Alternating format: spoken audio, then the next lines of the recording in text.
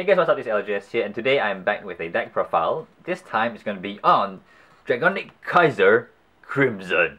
So he is the Legion Revival for GBT02, and he revives Dragonic Kaiser Vermillion. So he is now his mate. Back in the days when Limit Break first came out, Dragonic Kaiser Vermillion was the boss, the ultimate boss of Narukami, and it was one of the main meta decks because of how it can attack the whole front row. And it was this new mechanic, and everyone's like, oh my gosh, how do I defend against it? So you're gonna lose a lot of rear guards from his skill. So now in GBT02 he has a revival, and now it's Dragonic Kaiser Crimson. Yeah, and it look badass. So this deck profile, this build is purely focused on Dragonic Kaiser Crimson build. There are some hybrid decks out there that plays Crimson slash Vanquisher, which I should show. So some decks out there play a mixture of these three Vanguards, but this deck purely focuses on Dragonic Kaiser Crimson and the Legion. So yeah. So for the starter, there are two options you can actually run for the starter, and they're both pretty good. But currently I run the Grade 3 Searcher. So his 4k base, and his skill is counter 1 point in the soul, and such a top 5 card for a Grade 3. He's mainly there because you want to try to improve the chances of searching for Dragonic Kaiser Crimson, because he's your main, right? And you would rather not ride into Dragonic Kaiser Vermillion because yeah, I'll explain it. Because the whole point of him is to use his skill. The whole point of Crimson is to use Vermillion skill for free. So yeah, so that's a Grade 3. That's starter. Another alternate starter you can run is Brawler fighting Draco Kid. So his skill is actually pretty good, because it combos very well with the Crimson skill. And his skill is basically put him in the soul, and your Vanguard gets a skill that during your turn, when your opponent's rear guard in the front row is put into the drop zone, counter +1, and if your Vanguard is in Legion, you can retire a unit behind that unit. So basically, Dragonic Kaiser Crimson skill is basically attacks the whole front row. So if your opponent doesn't guard his front row, and their front row dies, his skill, you can counter +1 and 2 to retire the one at the back. So his skill allows you to actually do a field nuke.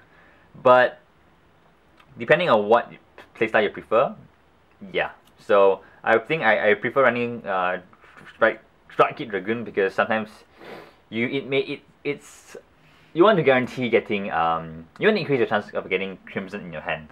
So yeah.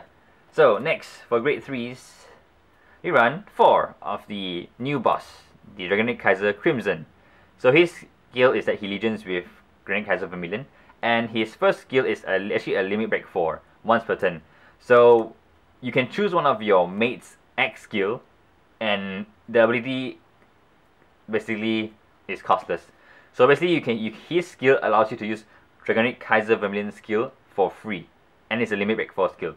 The second skill is when you can Soul Blast, and if you have another unit in the middle column, he gains 2k. So you can Soul Blast to make him a 13k attacker, and when you're in Legion, basically he's a 22k Legion, you can Soul Blast, becomes 24k. And with 7k booster, it is a 31k column. So it's pretty good, pretty nifty.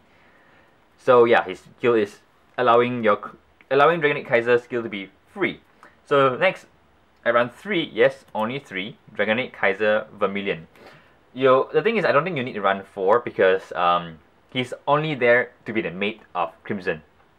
So running 3 is fine. And his skill is, first one, Limit Break 4, counter 3, and he gains 2k, and he attacks your opponent's whole front row. So basically, your opponent has to guard every unit one by one, or don't guard it and it all die. So yeah, so that's why when this is in Legion, it combos very well with this other starter, because they attack the whole front row, and if your opponent doesn't guard, your opponent's front row is all gone, and his skill comes into play. You can actually retire the back row as well. So you can actually essentially do a field nuke. Not as powerful as Big Bang Knuckle Buster, but this is pretty good because it's costless, it's free. But of course it's restricted with Limit Break, because both of their skill are actually Limit Break skill. So as I mentioned earlier, some people do a hybrid with Vanquisher. So some people actually run 3 Crimson, 2 Vermillion, and 3 Vanquisher. So in this build, you probably don't need to run the Great Researcher because the chances of riding Vermillion is a lot lower. But you can't use his skill because his skill requires your Vanguard to be Legion. So yeah, so this deck is purely focused on Legion support and the Legion ability. So yeah, let's do Grade 3. Grade 2, around 4. Dusty Plasma Dragon. So his skill is that if you have a Vanguard with Vermillion in his name, he attacks his 12k attacker. So basically when you Legion, he's a 12k attacker because he will be on your Vanguard circle. Yeah, so 12k attacker is good, I guess. Next, around 3 of the Military Brawler, Lisei. So his skill is that when your opponent's rearguard is put in the drop zone during your turn, if your Vanguard is in Legion, he gains 3k for every unit that goes in the drop zone. So, since they attack whole front row, chances are your opponent won't guard his rearguard. So, every turn, his front row will die, which is 2 units. And he gains a consistent 6k every turn. And if you combo with him, he can gain 12k.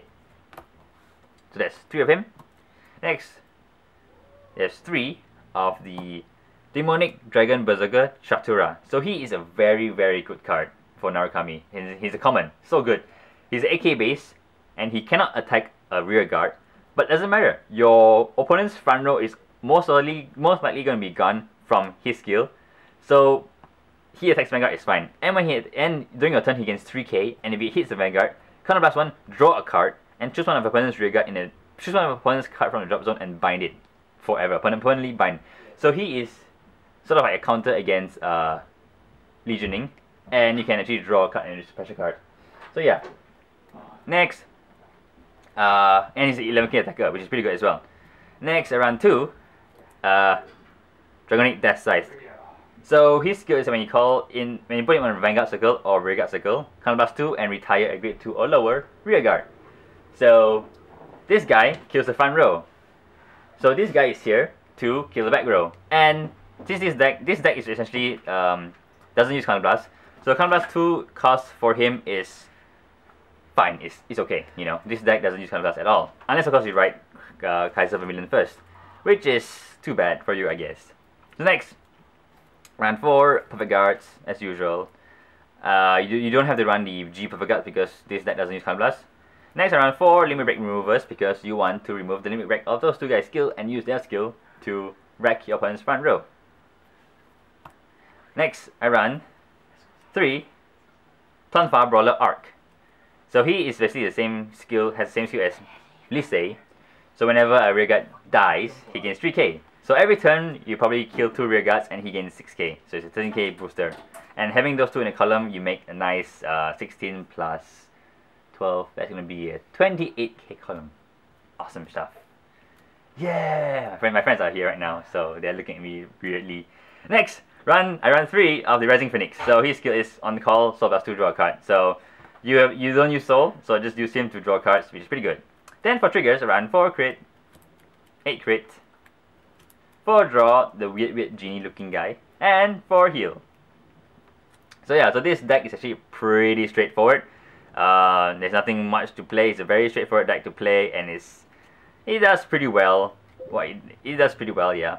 Unless of course you write him, so it's a bit bad. So yeah, so this has been my deck profile on Dragonic Kaiser Crimson. Thumbs up if you like it. Do subscribe if you like my content, and this has been LGS, and see you guys next time. Oh yeah, I forgot to mention about the G Zone. Yes. Okay, so G Zone. Alright, 2 Lightning Dragon Knight Zoras. So his skill is basically when he hits a Vanguard, your opponent chooses one of his Vanguard to retire it, and you choose 2 cards from their drop zone and bind it forever. So it's sort of like a Legion counter deck. And yeah, just 2 because it's early game strike. Next, around 4, Conquering Supreme Dragon, Conquering Dragon. So this is a very good card. So his skill is basically once a turn, you can flip one of him face up from G Zone. And if you have 2 G units in the G Zone, retire one of your opponent's rear guards, and your whole front row gains 5k for each open rear guard in your opponent's front row, basically. So if you use Crimson skill to basically nuke his front row, and he didn't call anything out front row, your whole front row gains 10k, which is an extremely good power boost, and he is actually a very good card as a nice finisher. Next, around 1 Atmos, so he is also a good finisher. Basically, +1, he gains 10k. And Blizzard, which is also another good finisher, +1, flip our G unit face up, and he gains 5k for every face up G unit. So yeah, so this is the G zone cards, and yeah, I almost forgot about this. Anyways, thanks for watching. This has been LJS, and see you guys next time.